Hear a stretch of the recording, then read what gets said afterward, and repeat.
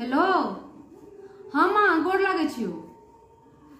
रुक रुक रुक पहले हमर बात सुन ले। आई तू हमर जे बियाह केलही तो हरद मेहंदी वाला विध जे होय छै से केने रही और सब भाई बहन के तो केलही। ताहि दुआरे एहि बेर हमर मैरिज डे आबे वाला अछि तो फेर से हमर बियाह करिए आ वो हरद मेहंदी वाला विध जरूर हेतै एहि बेर, बुझ गेली ने। आ पियर रंग के साड़ी हरद ला किनिहे और हरियर रंग के साड़ी मेहंदी ला किनिहे आ फूल वाला टीका, फूल वाला गला वाला आ फूल वाला बाला सबटा किनिहे हमरा ला। एहि बेर हम पार्लर से तैयार भ के एबो। ओ बियाह में एतेक मोट के काजल क देने रहे, आधा किलो तेल थोप देने रहे।